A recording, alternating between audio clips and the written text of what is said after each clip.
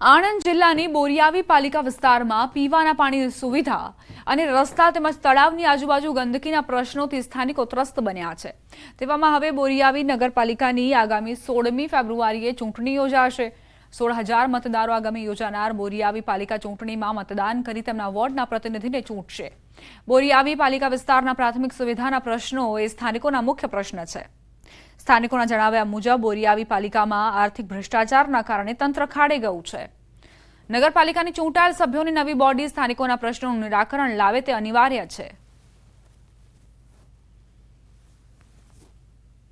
નગરપાલિકામાં ઘણા બધા પ્રશ્નો છે। એક મોટો મુદ્દો તો ભ્રષ્ટાચારનો છે। અમે નવી બોડી જે નવા આવનારા જે સભ્યો છે એમની પાસે અમારી એવી અપેક્ષાઓ છે કે જે ભ્રષ્ટાચાર જૂના જે થયેલા ભ્રષ્ટાચારો છે એની તપાસ કરીને જે ભ્રષ્ટાચારીઓ છે એની સામે કડક પગલાં ભરે। પ્રશ્નો જેવા કે રોડ રસ્તાના જે પ્રશ્નો છે, પાંચમો અમારા નગરપાલિકામાં ગટર યોજનાઓ થયેલી છે। ગટર યોજનાઓ હજુ પણ ખુલ્લા તળાવ સ્વરૂપે બહાર એ પાણી હજુ છે અને તેમાં વ્યાપકપણે મચ્છરોનો ઉપદ્રવ થાય છે। મારા વિસ્તારની અંદર લાઇટ, સ્ટ્રીટ લાઇટ, બ્લોક અને આરસીસી રોડ આટલું કામ બાકી છે અને જે આવનાર બોડી આવશે એ અમારું કામ કરે એવી હું શુભેચ્છા રાખું છું। વાત કરી નગરપાલિકામાં કેટલી વાર અરજી કરી પણ કામ થતું નથી। આવનાર બોડીને અમારી આશા એવી છે કે કામ કરે તો બહુ સારું છે।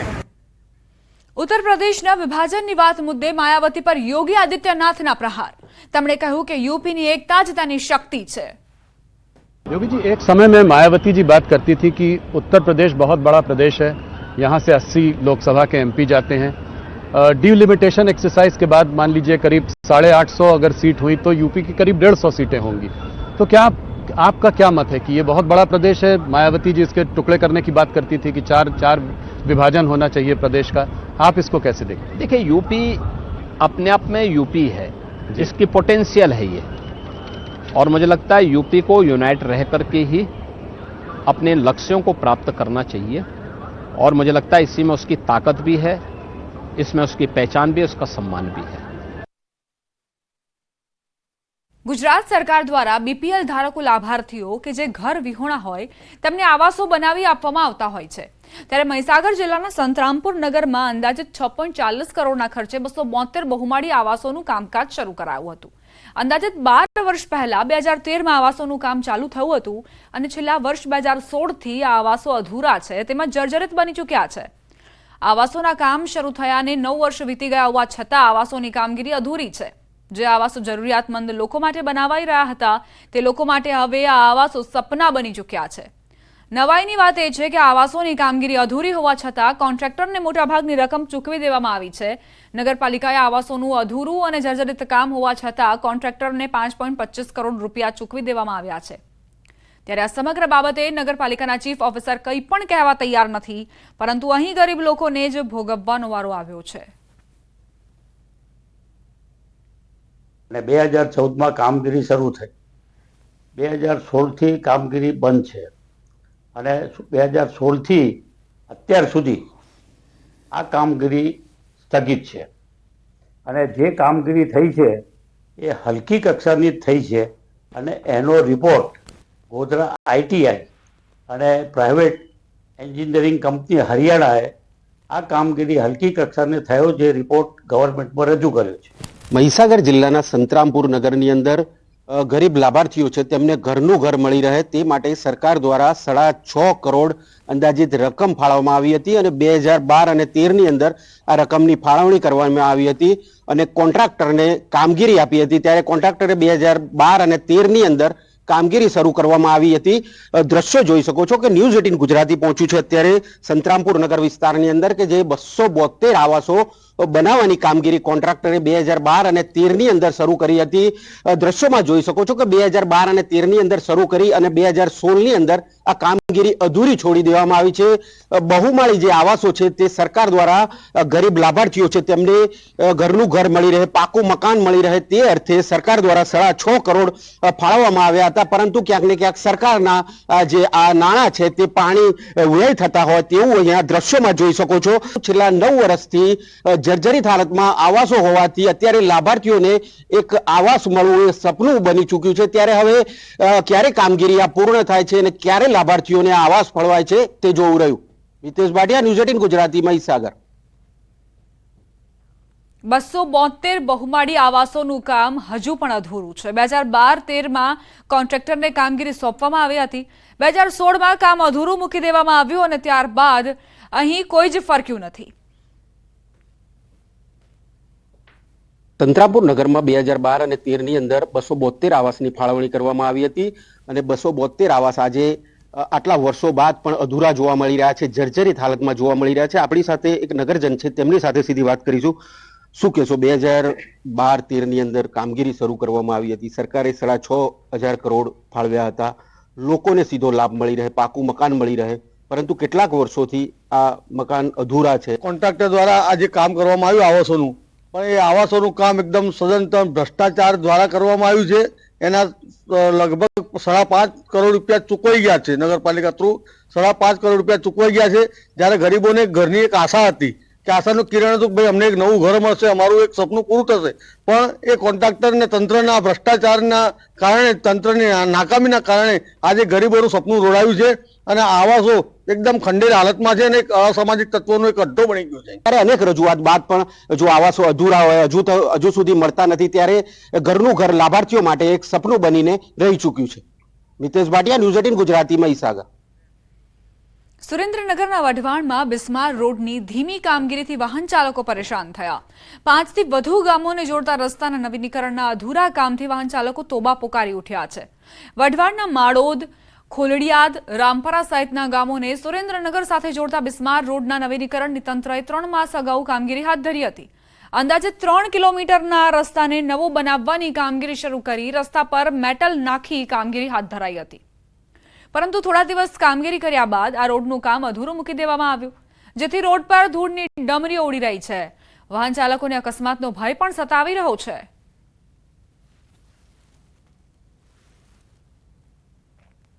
માળોદથી રતનપરથી માળોદ તરફ જઈ રહેલો રસ્તો, જે ગુરુકુળ વાળો પાટાવાળો રસ્તો કહેવાય જૂનો, એ આજથી 3 મહિના પહેલા ખાતમુહૂર્ત કરેલ છે, પણ આજ સુધી એનું કંઈ કામ આગળ ચાલ્યું નથી. અહીંથી રસ્તા ઉપરથી ગાડી કે બાઇક નીકળે એટલી બધી ધૂળ ઉડે છે કે જેનાથી અકસ્માત થાય છે. આ રતનપરથી માળોદ જવાનો જે રસ્તો છે એ 3 કિલોમીટરનો રસ્તો છે અને 3 મહિના પહેલા ખાતમુહૂર્ત કરેલ છે અને 3 મહિનાથી આ કામ સતત બંધ છે, ખાલી મેટલ કામ કરેલ છે. અને રામપરા, ફૂલગ્રામ, માળોદ, ખોલડિયાદ આ દરેક ગામના વિદ્યાર્થીઓ ડેઈલી અપડાઉન કરે છે. એ લોકોને માટી ઉડે છે, એક્સિડન્ટ થાય છે. સ્થાનિકોના કહ્યા મુજબ આ રસ્તા પર ગુરુકુળ શૈક્ષણિક સંકુલ આવેલું છે, તેમજ 5થી વધુ ગામોના વિદ્યાર્થીઓ સહિતના હજારો લોકો દૈનિક આ રસ્તા પર અવરજવર કરે છે. તેમને મોટી હાલાકી વેઠવાનો વારો આવ્યો છે. રોડ પર ઠેર ઠેર માટી અને કપચીના ઢગલાના કારણે અજાણ્યા વાહન ચાલકોને અકસ્માતનો ભય સતાવે છે. તંત્ર જાણે રસ્તાની નવીનીકરણ નહીં, કામગીરી શરૂ કર્યા બાદ આ રસ્તાને ભૂલી ગયું હોય તેવી સ્થિતિ સર્જાઈ છે. વહેલી તકે રોડનું સમારકામ કરવાની માંગ સ્થાનિકોએ કરી. અમે છેલ્લા 2 મહિનેથી અહીંયા આવી જ આવી છીએ, તો અમને બહુ મુશ્કેલ પડે છે રસ્તામાં, કારણ કે ટ્રાફિક એટલી હોય, છોકરાઓ એ ટાઈમે જાય, 2 થી 5 થી 6 ગામના જે બધા મુસાફરી કરે તે બધા લોકો અહીંયાથી જ જાય છે. સુરેન્દ્રનગર શહેરના રતનપર વિસ્તારને માળોદ સહિતના અંદાજે 10 થી વધુ ગામને જોડતો 3 કિલોમીટરના રસ્તાનું અંદાજે 3 માસ પહેલા આ રસ્તાના નવીનીકરણના કામનું ખાતમુહૂર્ત કરવામાં આવ્યા બાદ હાલ આ જે રસ્તો છે છેલ્લા 3 મહિનાથી રસ્તાની કામગીરી છે એ સદંતર બંધ હાલતમાં છે, જેને લઈને ખાસ કરીને માળોદ, ખોલડિયાદ, રામપરા, ટુવા, ફૂલગ્રામ સહિતના અંદાજે 10 થી વધુ ગામના હજારો વાહન ચાલકો અને વિદ્યાર્થીઓને હાલાકીનો સામનો કરવાની નોબત આવી રહી છે. ખાસ કરીને જે મોડી સાંજના અથવા રાત્રિના સમયે જે અજાણ્યા વાહન ચાલકો પસાર થાય છે તેમને ક્યાંક ને ક્યાંક અકસ્માતનો ભય રહે છે. સુરેન્દ્રનગર જિલ્લાના વઢવાણ વિધાનસભાના જે ધારાસભ્ય છે, ધારાસભ્ય દ્વારા આ રસ્તાના આ કામનું અંદાજે 3 માસ પહેલા ખાતમુહૂર્ત કરવામાં આવ્યું હતું, પણ 3 માસ બાદ પણ હાલ જે પરિસ્થિતિ છે જેસે તે જોવા મળી રહી છે, તેને લઈને ક્યાંક ને ક્યાંક વાહન ચાલકોમાં રોષ જોવા મળી રહ્યો છે. જો આ રસ્તાની કામગીરી પૂર્ણ કરવામાં આવે તો અનેક જે ગામના વાહન ચાલકો છે એને ખાસ કરીને રાહતની લાગણી ફેલાય તેવી શક્યતા છે. ત્યારે તંત્ર દ્વારા આ રસ્તાનું કામ છે તાત્કાલિક પૂર્ણ કરવામાં આવે તેવી લોકોમાં માંગ છે. અક્ષય જોશી, ન્યૂઝ 18 ગુજરાતી, સુરેન્દ્રનગર. અંબાજી મંદિરમાં કોંગ્રેસ સેવાદળના રાષ્ટ્રીય અધ્યક્ષ લાલજી દેસાઈ અને ધારાસભ્ય કાંતિ ખરાડીએ લોકો સાથે માતાજીને પ્રાર્થના કરી. પદાધિકારીઓ અને સત્તાધીશોને સદબુદ્ધિ આપવા પ્રાર્થના કરી. ચાચર ચોકમાં મા અંબાની પ્રાર્થના સાથે તંત્રનો વિરોધ પણ જોવા મળ્યો. યાત્રાધામ અંબાજીમાં વિકાસ કાર્યોમાં નડતરરૂપ દબાણો તોડી પાડવા માટે નોટિસો મોકલાઈ છે. લગભગ 89 જેટલા કાચા પાકા મકાનોની નોટિસ મોકલાઈ છે. ત્યારે કોંગ્રેસના ધારાસભ્ય કાંતિભાઈ ખરાડી અને કોંગ્રેસ સેવાદળના રાષ્ટ્રીય અધ્યક્ષ લાલજીભાઈ દેસાઈ આ અસરગ્રસ્તોની મુલાકાતે પહોંચ્યા હતા અને લોકોની વેદના સાંભળી હતી. સાથે જ અસરગ્રસ્તો સાથે રેલી સ્વરૂપે અંબાજી મંદિરે પહોંચ્યા હતા અને મંદિરના ચાચર ચોકમાં બેસીને પોતાના મકાનો તૂટે નહીં તે માટે પ્રાર્થના કરી હતી. આશરો જે છે એના ઉપર બુલડોઝર ફેરવી રહ્યા છે. એમને માતાજીને પ્રાર્થના કરી એમને સદબુદ્ધિ આપે અને એમને ગરીબોનો જે ઝૂંપડો જે પાડી રહ્યા છે માતાજીને એટલા માટે પ્રાર્થના કરીએ છીએ કે એમનો ગરીબોનો ઝૂંપડો ના પાડે. માતાજીને પ્રાર્થના કરી છે કે અમારો ઝૂંપડો ના પડે અને ગરીબોની બેલી કાયમ માટે ગરીબોને સાથે છે. એ જ રીતે અમીરો જે આવે છે એમને સાઈડમાં કહીને ગરીબો સાથે રહે એવી માતાજીને પ્રાર્થના કરી છે. અંબાજીની અંદર જ રહેણાંક કરનાર લોકો સૌ મા અંબાને કગરવા બે હાથ જોડીને વિનંતી કરવા એ છે કે માં અમારું રક્ષણ તું કરજે, અમારો આશરો બચાવજે. અને આવા એક ધંધો કરવા નીકળેલા નેતાઓ કે પછી પદાધિકારીઓ કે ઉદ્યોગપતિઓ છે એને કંઈક એવો સારો વિચાર આપજે કે અમારો આશરો ના છૂટાય, અમારો આશરો અમારાથી લૂંટાઈ ના જાય, અમારા બાળકોનું ભવિષ્ય જે છે એ છીનવાઈ ના જાય, અમારા સપના ના રોડાઈ જાય.